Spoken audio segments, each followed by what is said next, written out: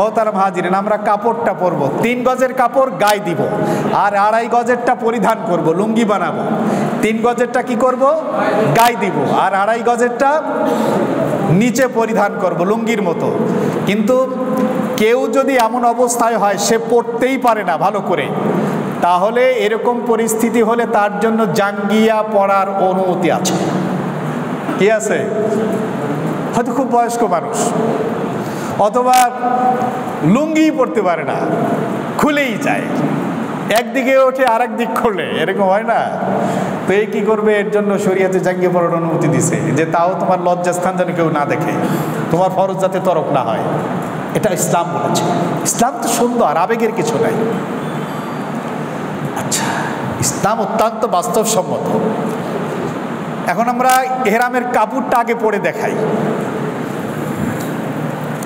এহরামের কাপড় পরতে হলে প্রথম হচ্ছে আমরা যেটা উপরে গায়ে দেব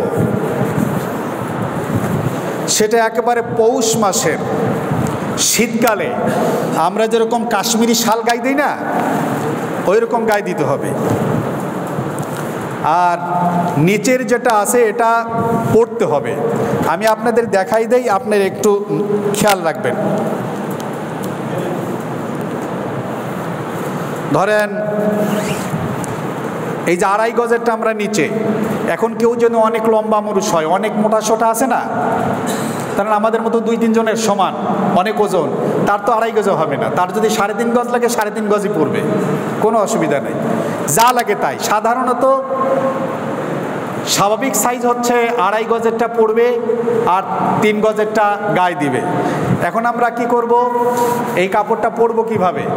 পরার নিয়ম হচ্ছে আপনি ডান দিকে, জামার হাতটা ডান দিকে না, ডান দিকে টান দেন, ডান দিকে 2টো টান দিলেন, এরপরে পেটের মধ্যে একটা চাপ দেন, চাপ দিয়ে আবার বাম দিকে আনেন, আবার ডান দিকে নেন, এরপরে আপনার গিয়ে মোড়া দেন। এরপরে এই যে বেল্ট, এই বেল্টের মধ্যে আপনার রিয়াল থাকবে, এই বেল্টের মধ্যে আপনার মোবাইলও থাকবে, কখনো মোবাইলও তো রাখতে হবে। আচ্ছা, আর যারা এর চাইতে বড় বেল্ট পরেন, অনেক সময় পাসপোর্টও তাদের মধ্যে রাখে, এইটা এরপরে আপনি পরেন। এমনিতেই শক্ত হয়ে গেছে, এখন আপনি যত রকমের আপনার গিয়ে পাও লম্বা করুন, কিন্তু আপনার কি হবে না? লজ্জাস্থান খুলবে না। কি হবে না? লজ্জাস্থান খুলবে না। তাহলে আমরা ইনশাল্লাহ এটা পড়লাম। তারপরে উপরে বেল্ট থাকলো। আমি আর একবার দেখাই দিই। এই যে ডান দিকে, আপনারা যেহেতু আমার দিকে তাকায় আছেন, আমি একটু সামনের দিকে তাকাই। এই যে ডান দিকে দিলেন 2টা সমান করে, এরপরে পেটে একটা চাপ দিলেন, আপনারা সবাই দেখতেছেন তো? এরপরে পেটে টান দেওয়ার পরে আবার বাম দিকে আনলেন, আবার ডান দিকে আনলেন, এরপরে মোড়া দিলেন। এই মোড়া দিলে পরে এখন আপনি যদি দৌড়ান, হাঁটেন, বসেন, শোন, কোনো অসুবিধা নেই, ইনশাল্লাহ খুলবে না। এর চাইতেও উত্তম পদ্ধতি যদি কারো জানা থাকে নিশ্চয় তিনি সেটাই করবেন, কোনো অসুবিধা নাই। আমি এটা ব্যবহার করি, আমি এটা অভ্যস্ত, এই জন্য আপনাদেরকে বলে দিলাম। যদি এর চাইতে ভালো কোনো ব্যবস্থা থাকে সেটা আপনারা অবশ্যই গ্রহণ করবেন। এখন এইটা চাদর আমরা কি করব? চাদরটা হচ্ছে আমরা যে ভুলটা করে থাকি, হজ ক্যাম্পে যখন ট্রেনিং করতাম তখন দেখতাম অনেক হাজিরা, কারণ তারা এইভাবে করে বাংলাদেশ থেকে শুরু করেছেন। এটাকে বলা হয় ইজতেবা, ডান বগলের নিচ থেকে বাম কাঁধের উপর ছেড়ে দেওয়া। এটাকে কি বলা হয়? আলিফ জিম তা আলিফ, আলিফ জিম তা বা আলিফ আইন, ইজতিবা। ইজতিবা মানে হলো ডান বগলের নিচ থেকে কাপড় নিয়ে ডান বাম কাঁধের উপর ছেড়ে দেওয়া। এটাকে কি বলা হয়? ইজতিবা। ইজতিবা শুধুমাত্র কাবা শরীফ তাওয়াফ করার সময়। ইজতিবা কখন? শুধুমাত্র কাবা শরীফ তাওয়াফ করার 7 চক্করেই থাকবে। চক্কর শেষ, ইজতিবা শেষ, আবার ঢেকে দিতে হবে। এখন বাংলাদেশ থেকে যারা করছেন তারা ভুল করছেন। এই অবস্থায় নামাজ পড়লে নামাজ মাকরু হয়। কি হয়? নামাজ মাকরু হয়। তো অনেকে মানতে চায়, আবার অনেকে মানতে চায়। মুআল্লিম সাহেব বলেছেন, কারণ হজের কাজকাম তো ম্যাক্সিমাম আদম ব্যবসায়ীরা করে। হক্কানি আলেম এবং ভালো মানুষের সংখ্যা এই লাইনে খুবই কম। হক্কানি আলেম এবং সৎ সত্যবাদী লোক এই লাইনে খুবই কম। মাসলা মাসাইলের খবর নাই, সমানে পাইকারি মাসলা বলতেছে। গত বছর আমরা একসঙ্গে ছিলাম এক কাফেলায়, তাদের প্রায় 250 হাজি, এক হোটেলের মধ্যে থাকলাম। তো আমাদের তালিমগুলোর মধ্যে তারা আসলো। তো আলহামদুলিল্লাহ আমাদের তো প্রত্যেক দিন তালিম হয়, প্রত্যেক হাজি নিজেই একজন মোটামুটি মাসলায় অভিজ্ঞ হয়ে যায়। আমার টার্গেট থাকে আমরা যারা একসঙ্গে থাকি যেন আরও 20 জনকে সে তালিম দিতে পারে, অন্তত এতটুকু যোগ্য করে তোলা। প্রত্যেক দিন মাসলার তালিম হবে, সাথীরা দাঁড়ায় দাঁড়ায় মাসলা, হজের ফরজ কয়টা, ওয়াজিব কয়টা, উমরার ফরজ কয়টা, উমরার ওয়াজিব কয়টা, নিষিদ্ধ জিনিস কী কী, আজকের কী কী কাজ, কালকের কী কী কাজ, কোন সময় কী, ইত্যাদি ইত্যাদি ইত্যাদি। এগুলো আমরা খুব মজবুতভাবে করি। তো পাশের ওরা এসে আমাদের সঙ্গে জুড়লো। জোড়ার পরে ওনারা যখন আমাদের কাছে বললেন, দেখলাম ওনাদের 2টো ওয়াজিব তরক হয়েছে। কয়টা?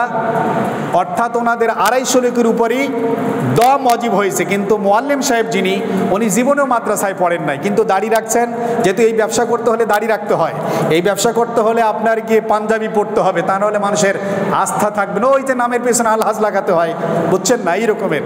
যে কারণে মাসলা মাসাইলের বিষয়টা নিয়ে আমরা খুব জটিলতার মধ্যে থাকি। না জানলেও আমি মাসলা দেই, না জানলেও মাসলা দেই। আজকেও সকালে আপনাদের এখানে যে ট্রেনিং করাবো, অন্তত 1.5 ঘন্টা পড়াশোনা করে আসছি। এবারও অন্তত 5টা-6টা জায়গায় ট্রেনিং করাবো। আপনাদের এখানে করালাম, আমাদের মাগফেরায়ও হবে, এরপরে চুয়াডাঙ্গায় হবে, আরও বিভিন্ন জায়গায় ঢাকা শহরে আমি এই ট্রেনিংগুলো করাই। এরপরও আজকেও আসার আগে কিন্তু 1.5 ঘন্টা পড়েছি। ভাবছিলাম একটু ঘুমাবো, চিন্তা করলাম দেখি আর একটু পড়ে যাই। তো এরপরও ভয় লাগে একটা মাসলা দিতে। আর যারা এই লাইনে লেখাপড়া নাই কিন্তু সমানে বেধড়ক মাসলা দিচ্ছে, 250 লোকের উপরে দম ওয়াজিব হয়েছে, কিন্তু কোনো খবর নাই। আর আমাদের কাছে স্পেশালি যারা এসছেন তাদেরকে আমরা বলে দিয়েছি আপনারা দম দিয়ে দেন, কিন্তু এই কটা ওপেন যদি হয় তাহলে তো তাদের ব্যবসায় ক্ষতি হয়ে যাবে। আমরা সেটা বলতে চাই না, তবে আপনারা দম দিয়ে দেন। ইনশাআল্লাহ ইনশাআল্লাহ আমাদের বাইতুল মামুর, এইটা দেখাই দিলাম। এই যে কাপড়টা আমরা স্বাভাবিকভাবে কীরকম থাকবে, এই যে পৌষ মাসে যে আমরা চাদর গায়ে দেই না, এই রকমের থাকবে। আবার এর অর্থই না যে আমার পেটটা একেবারে দেখান লাগবে, তা না। কিন্তু একেবারে অনেকে গণেশের মতো পেটটা বের করে দেয়, এমন যেন না হয়। পেট ঢাকা থাকবে। আমাদের শরীরটা তো সুন্দর যে এই বুক পেট এগুলো খোলা পুরুষের জন্য উচিত না, মেয়েদের তো প্রশ্নই আসে না, পুরুষের জন্য উচিত না। তাদের নাভি, তাদের পেট, তাদের বগল, এটা যেন কেউ দেখতে না পারে। ইসলামের মতো সুন্দর তো কিছুই নাই। এই জন্য অনেকে করে কি দেয়, কিন্তু পেটটা পুরা মাশাআল্লাহ দেখার মতো পেট, ওইটাই মোটামুটি ওপেন করে দেয়, এমন যেন না হয়। আল্লাহ আমাদের হেফাজত করেন। আচ্ছা, আমাদের বাইতুল মামুর মসজিদের উদ্যোগে আজকের এই প্রোগ্রাম, আমরা কমিটিকে অত্যন্ত ধন্যবাদ জানাই, মোবারকবাদ জানাই যে তারা এই সুন্দর আয়োজন করেছেন। এটা আলহামদুলিল্লাহ আবার শুরু হয়েছে, আল্লাহর খাস মেহেরবানি। আমরা এই সময়টাই করেছি।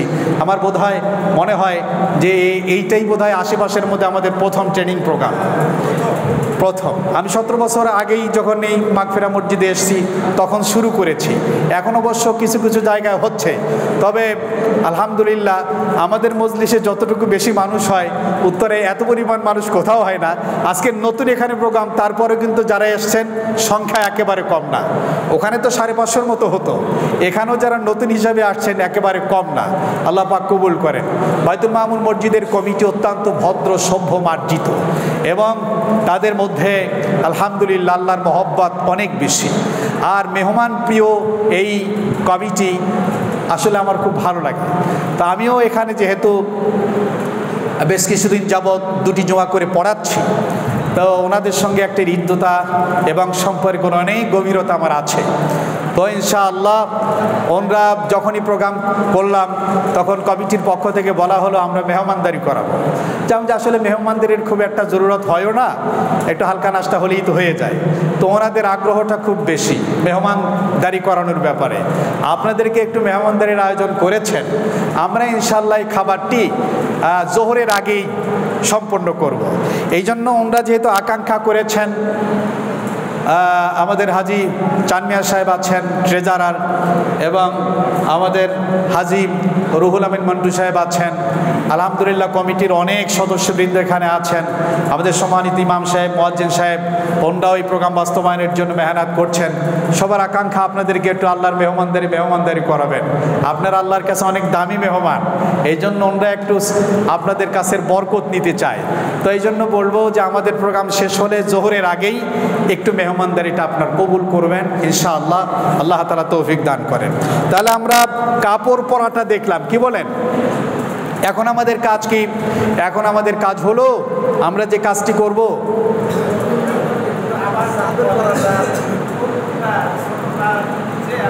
ছোটটা 2.5 গজের ছোটটা হলো নিচে পড়ার জন্য, 3 গজের বড়টা হলো চাদরের মতো ঢাকার জন্য, ব্যবহার করার জন্য। আর একবার দেখাতে হবে, কোনো অসুবিধা নাই, কারণ এই জায়গাটা আমরা অনেকে ভুল করি। যদি আরো 5-12 দেখান লাগে তাও ভালো।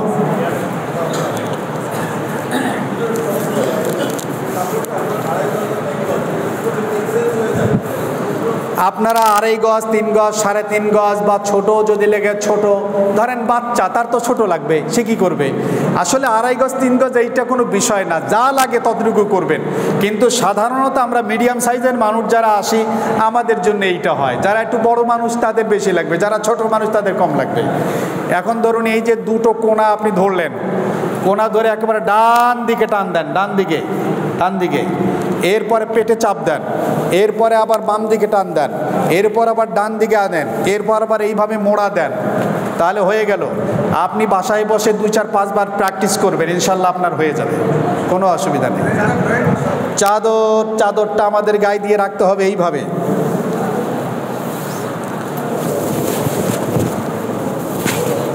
রাখতে হবে।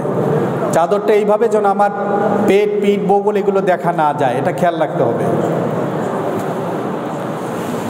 আল্লাহ তৌফিক দান করেন। তাহলে আমরা মোটামুটিভাবে কাপড় পরাটা দেখলাম। বেল্ট এর উপরে দিবেন। এখন বেল্ট আপনি শুধু এইভাবেও পরতে পারেন, ধরেন এইভাবে আটকায় দিলেন,